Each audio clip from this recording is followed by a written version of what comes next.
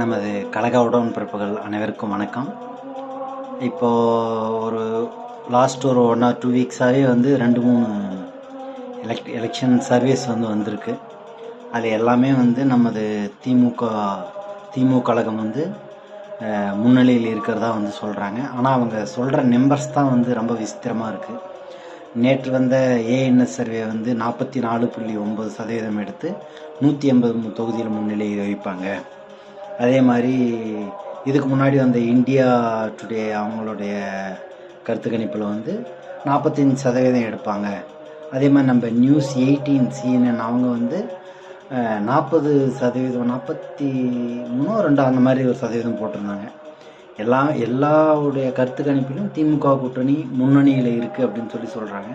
ஆனால் திட்டமிட்டு வந்து நமது தலைவரோட 200 தொகுதியில் வெற்றி பெறுவோம், 200 வெற்றி நிச்சயம், 200 தொகுதி வெற்றி நிச்சயம் அப்படின்ற ஒரு முன்னெடுப்பு எடுத்து ஒரு 6 மாதத்துக்கு முன்னாடியுமே நம்ம தேர்தல் வேலையை செஞ்சு சிறப்பாக போயிட்டுருக்கோம்.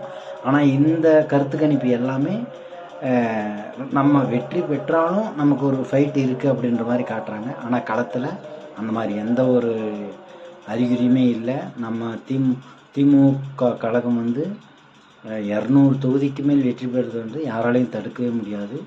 இந்த மாதிரி ஒரு கருத்து கணிப்புகளோ இல்லை அதை கருத்து திணிப்புகள் நம்ம தலைவர் கலைஞர் சொல்கிற மாதிரி இது கருத்து கணிப்பு இல்லை, கருத்து திணிப்பு. அது மாதிரி இதை பார்த்து எந்த திமுக தொண்டனும் சோட போகிறது கிடையாது. அதனால் நம்ம தான் ஜெயிக்க போகிறோம் அப்படின்னு யாரும் வந்து கேர்லெஸ்ஸாக இருக்க போகிறதும் கிடையாது. எல்லாரும் இருக்கிறத விட ரொம்ப இன்னும் கூடுதல் ஒரு வீரியத்தோடு வேலை செஞ்சு நம்ம தலைவருக்கு நம்ம 200 தொகுதிக்கு மேல் வெற்றின்ற ஒரு மிகப்பெரிய பரிசை தொடர்ந்து 2வது முறை நம்ம தலைவரை முதல்வர் ஸ்டாலின் அவர்களை ஆட்சி கட்டில் உட்கார வைப்பதற்காக நாம் யாராவது பாடுபடுவோம். நமது கழக தொண்டர்களும் களப்பணியாகவும் போராடிட்டு இருக்காங்க.